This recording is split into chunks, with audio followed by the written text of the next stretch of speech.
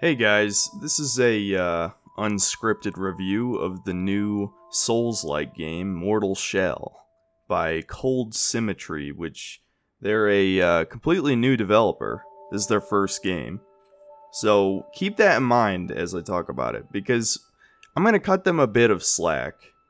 Because this is a good game. I just want to come out and say, flat out, this is a pretty good game. However, it does have a lot of the problems that all these Souls-like games have, but we'll get into that later. First, I want to talk about the good things about this game. First, and of course the most important, is the combat. The combat in this game is pretty damn solid. It's familiar, yet it's also unique in a way. Because basically there's only 4 weapons, right? Each weapon has a unique moveset. There's a great sword, a hammer and chisel, which is pretty awesome. That was my favorite.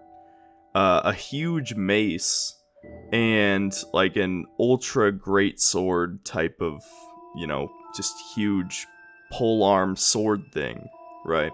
So, yeah, as you would expect, each weapon, it's basically the same as, any of the Souls games. You got a light attack, heavy attack, running attack. There's also 2 special moves that each weapon unlocks as you find upgrades for them.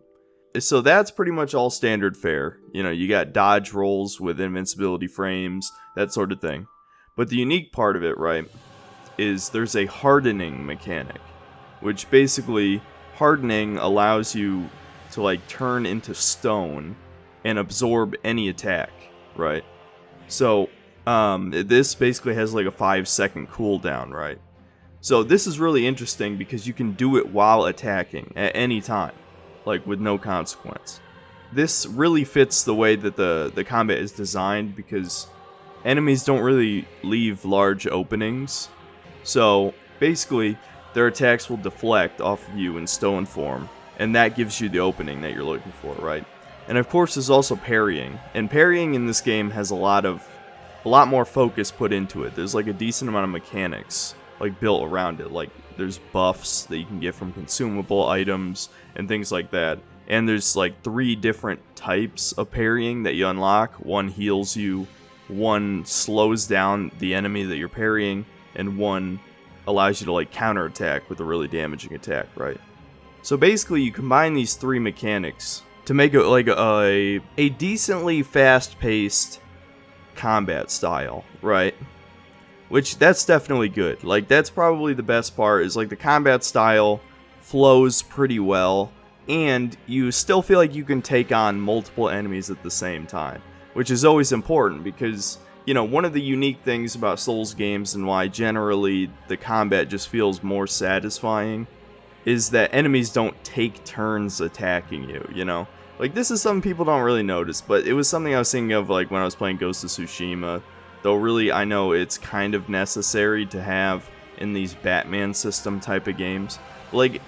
After you played Souls games, you can never not think about enemies just waiting their turn to attack you. Because, once you play a Souls game, and I think of an Undead Burg in Dark Souls, when 20 hollows rush you or whatever on the 2nd floor of the church, and they're all attacking at the same time. That's the type of thing I always liked about Souls combat. So there's definitely some of that in this, right? You'll get attacked by groups of enemies. This game is definitely heavily inspired by Dark Souls, and the developers are admittedly fans of Dark Souls. So clearly this was a bit of a love letter with their own unique spin put on it, right? So other positives, I think the atmosphere is fairly strong. The opening forest area is really aesthetically well designed. It just that it has that grungy swamp type of aesthetic, and it looks pretty damn good. This could basically be grungy Souls or slime Souls, dank Souls, whatever. It really has that slimy tar type of design to it, which was definitely on purpose because the Souls in this game is tar, right? And I guess that kind of goes into the lore aspect. The lore is one of the weaker parts. It is interesting, like it does have that sense of mystery. It has interesting visuals. There's like this weird like water world, which I guess is like the spirit world or something. It's like a giant fish and shit. The problem though is that it's not really that well explained, right? So Souls lore is a little vague always, but if you read all the item descriptions, listen to NPC dialogue, and all looked at environmental storytelling, you kind of got a clear picture in your head. With this, honestly, I didn't really get it completely. I mean, there's a lot of stuff around ascension to godhood and like escaping the mortal realm or whatever, but we don't really learn much about the mortal realm, right?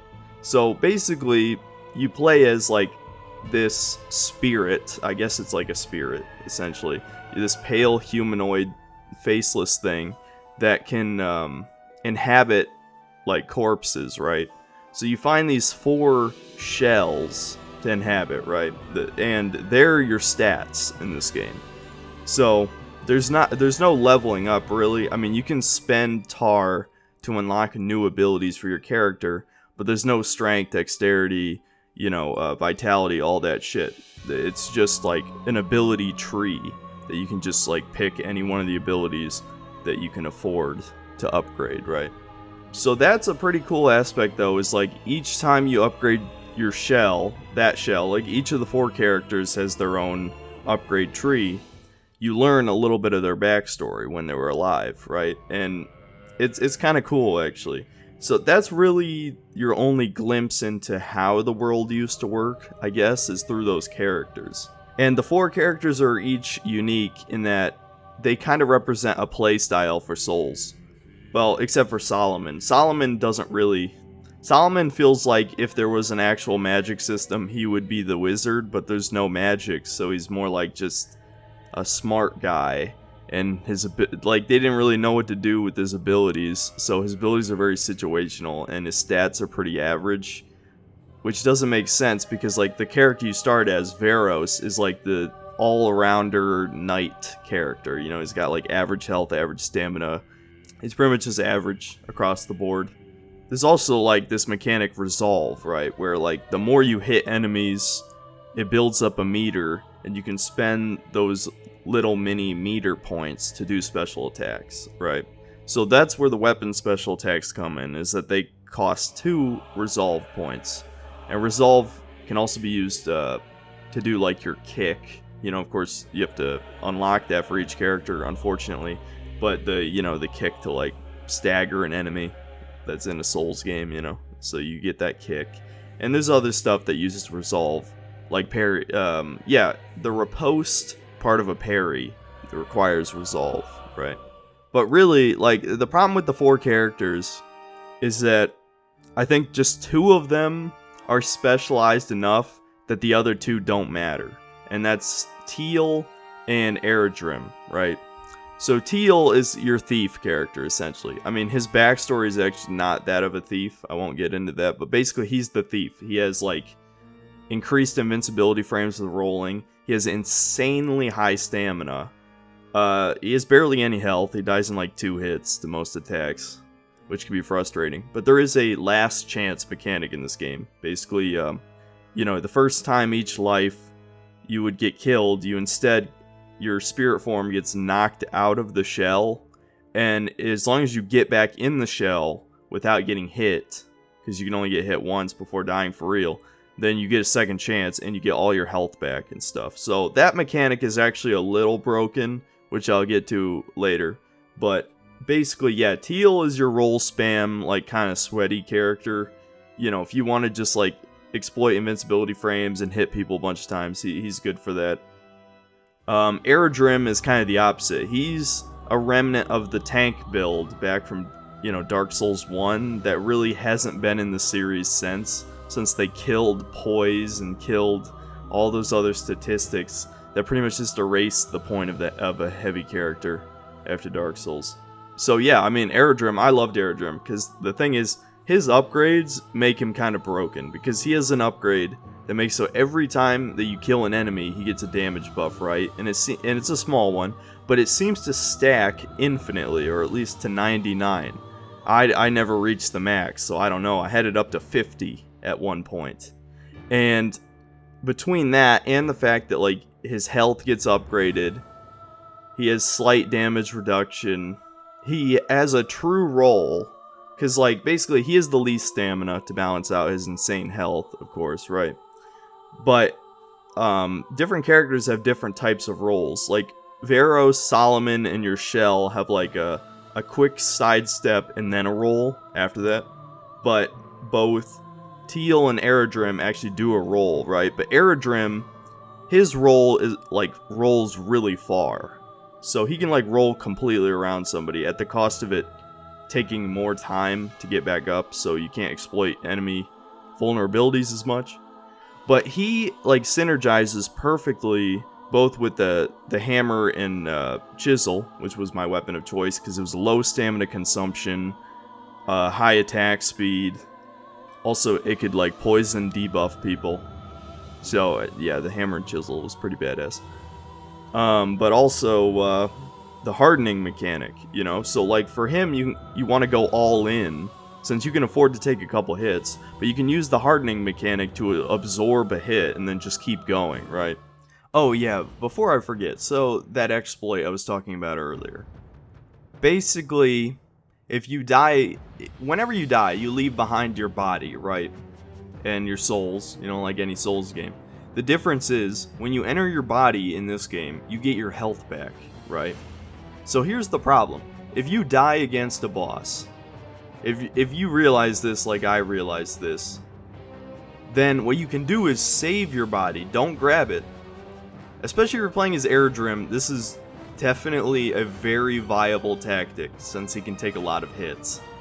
You can wait till you're about to die, and then just go in your body and get all your health back. Like, that just kind of removes a shit ton of the challenge from the game, don't you think? I mean, it makes sense if you're playing as Teal, because, you know, Teal, you only fuck up twice, and then it's, you know, then you die. So, getting your health back doesn't make that much of a difference as him. For Aerodrim, he can take, like, 20 hits before dying, so you can, like, seriously prolong your life if you just, you know, use your body to get your health back. So, I don't know, that kind of removes the challenge. Like, part of the point of the Souls games, if you die to a boss, is you've learned his moves and then you play better the next time. If you are allowed to make more mistakes, then you're not really getting better at the game, I guess, is the point. Which kind of gets into, like, this is where, like, the items come in. So there's actually a pretty wide variety of items here. They wanted to put more of a focus on item consumption with this game, which is another kind of unique spin, because there's no Estus Flask, right? Instead, they kind of opted for consumable healing, which personally I think that's a mistake for Souls games. The Estus system was the best healing system in any of these games. But, that being said, this game handles it fairly well, because healing is pretty few and far in between. Unless you know where all the healing spots are, then hypothetically you could farm them, because they're on a timer. Instead of respawning like when you would rest at a bonfire, or, you know, the equivalent in this is sipping the divine tar, they're on like a 3 or 4, maybe 5-minute timer for the healing to respawn. So I guess hypothetically you could just wait and then grab a shit ton of healing items, which is kind of stupid. I don't know. I didn't do that. So maybe there is like some kind of mechanic in the game that prevents that? I don't know. But the point is there's like shit ton of different items, and at first you don't know what they do. You have to use an item to know what it does, right? So you kind of get into the habit of just kind of like picking up new shit and using it immediately. And most of the items are, like, pretty much all the items are good in some way, and you don't feel like you wasted them in most cases. Because I'd say roughly half of the items in the game are basically a temporary buff related to hardening or parrying. So even if you use something for the first time, you'll feel like you wouldn't have wasted it, because It's like a permanent buff until you parry or, you know, harden against an attack, right? So I think that's pretty cool. And another mechanic as well is that if you use an item enough times, then it gains an additional effect or a stronger effect, right? And that's kind of where Solomon comes in as one of his abilities. He can learn items faster. But this game is kind of short, so again, I don't know, Solomon just seemed like a pointless character to me. But anyway, and I guess the last good point is the bosses. I'd say most of the bosses are pretty great, actually. They did a good job on the bosses. You do fight basically the first boss too many times. Like, it's this big, like, beast thing with huge, like, blades on its arms. And there's 3 of them in the game. One of them, I mean, technically, I guess 2 out of 3 are optional. But you're not going to skip the first boss. You're going to fight the first boss. So I'd really say 1 is optional. And the one that's not optional does have 2 unique attacks. So they sort of get away with it, but they don't really get away with it. You know, like, I don't know. Again, I'll let it slide. I'm sure they had a lack of budget, and they put it largely towards visuals. At least it seems that way, anyway.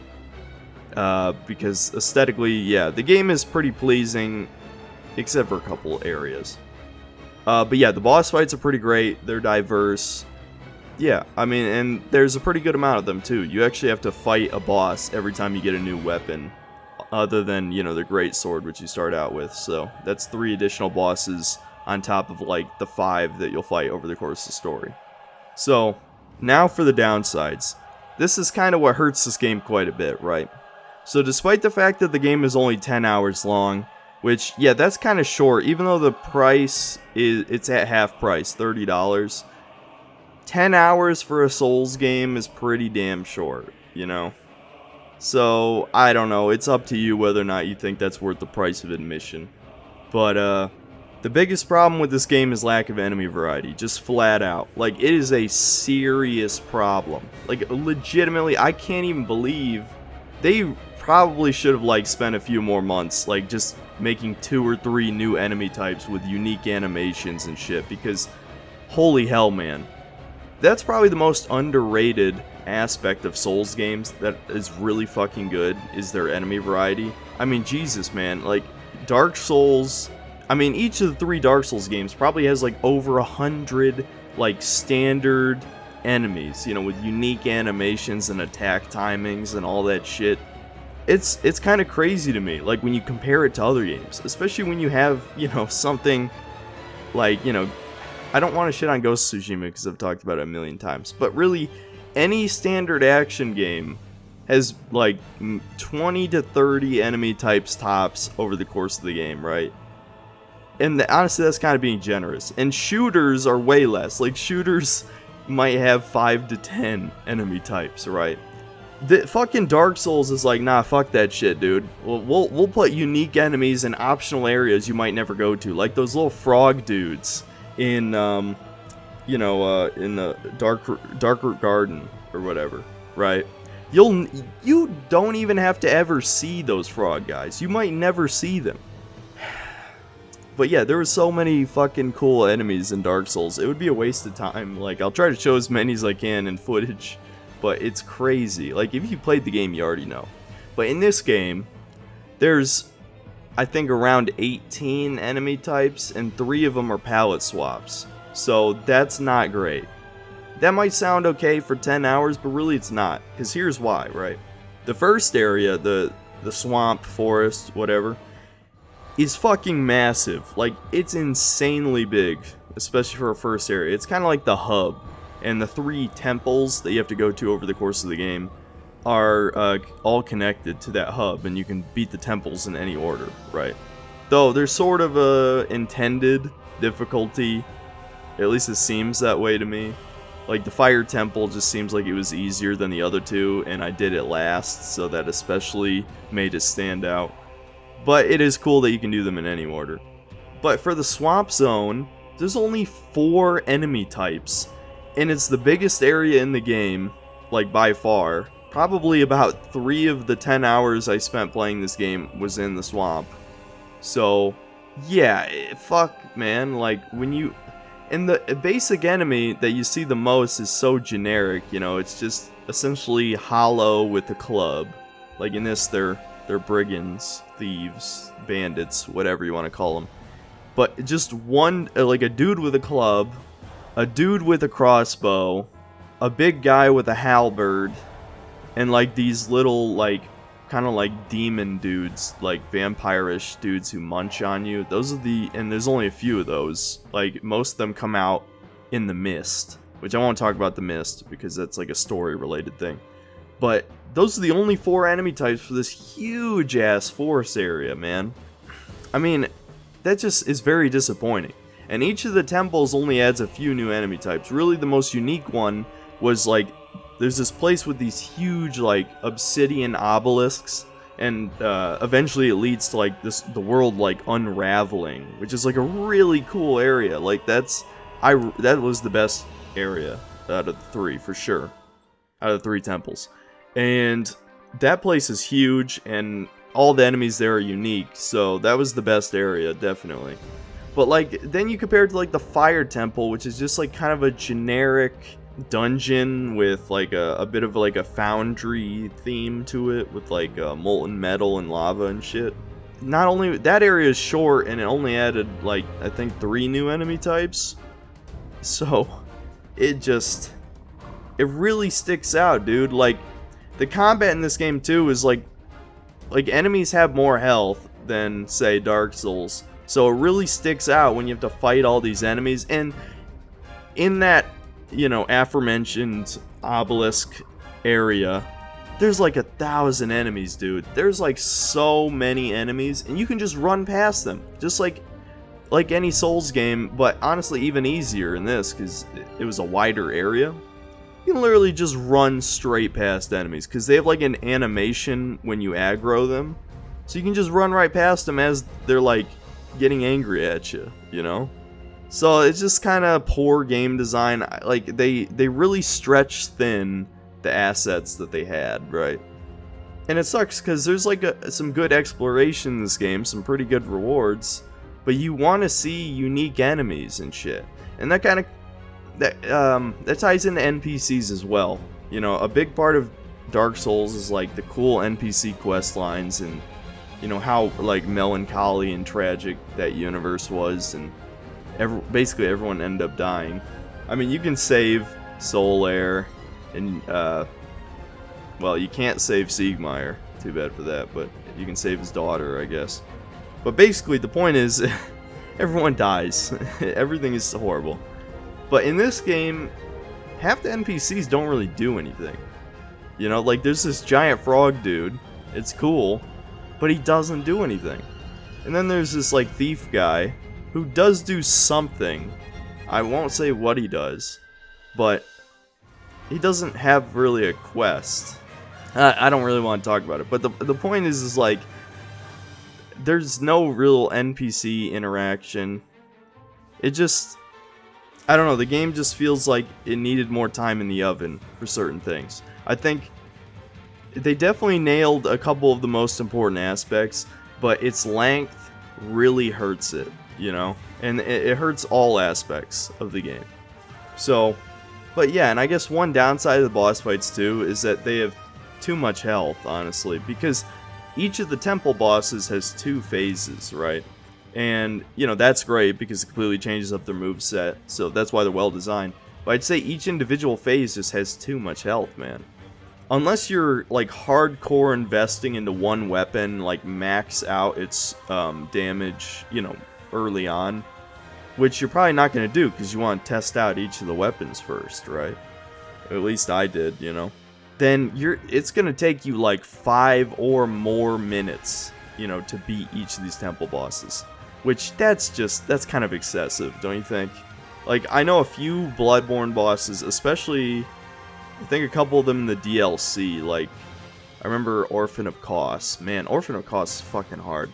He took forever. Like, so Bloodborne bosses, it's more on that scale, but I think they have even more health than the Bloodborne bosses had. So that's kind of excessive. I don't know, but they're good, though. They're definitely good. I don't want to talk shit.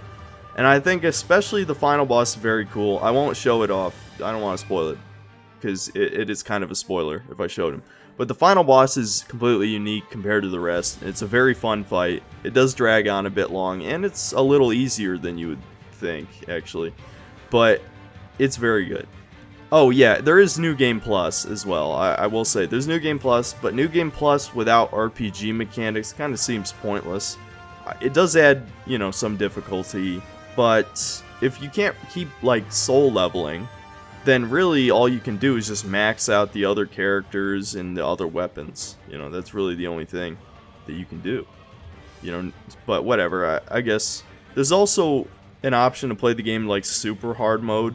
Like early on you find this thing that lets you shed your shells and play the game entirely in, you know, your ghosty form.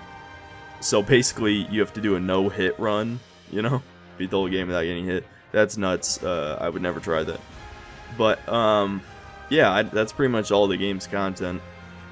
So, I guess to wrap this up, yeah, the game's 10 hours long, costs $30. It's on PS4 and Xbox One. Only on the Epic Game Store on PC. Yeah, they paid for, you know, Epic paid for like a year timed exclusivity, I think, is how it works. So that kind of sucks. But yeah, I'd say ultimately this was a good effort by Cold Symmetry. For the first game, it's definitely a good game. It's definitely not the best Souls-like though, and I haven't played all of them, so I'm not gonna, you know, claim what the best is. But out of the ones I played, it's probably the second best one I played. But I haven't played Remnant from the Ashes or Surge 2. I played Surge 1, Lords of the Fallen. This game is definitely better than those. I'd say this game's a little worse than Neo, because Neo had, like, high production quality. I hated the loot game aspect of Neo, and I think Neo also had, like, enemy variety problems. They definitely reused way too many fucking enemy types in Neo. But I'd say Neo still, like, was, for one, it was way longer. It was, like, 40 hours. And also, it had, like, a lot of bosses and shit, but again, this was a really good effort. Like, Neo was made by, you know, a professional, you know, Japanese developer. I don't even remember which one. But, this, you know, is just by, you know, an indie team. This is their first game. So, I think they did a really good job for, you know, considering that. So, if it's whether or not it's worth it to you, I don't know. You could probably judge just by this footage and what little I've told you, right? And for $30, right? So, apparently this game has gotten a shit ton of praise, maybe more than it deserves. No offense, guys, but I think they definitely should take criticism, because I'm sure people have leveled similar criticisms that I've said in this.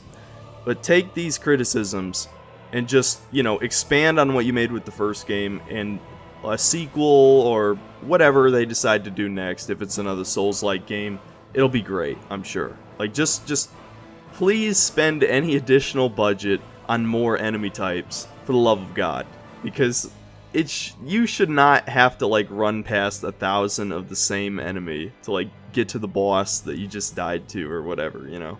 Well, actually there are save points before the bosses. But the point is like, if you die before a save point, you have to run for, like, 3 or 4 minutes to get back to that save point in a couple places. So, yeah, I'd say solid game, good effort. Hope you guys do well at Cold Symmetry. You guys, great job. Yeah, there you go.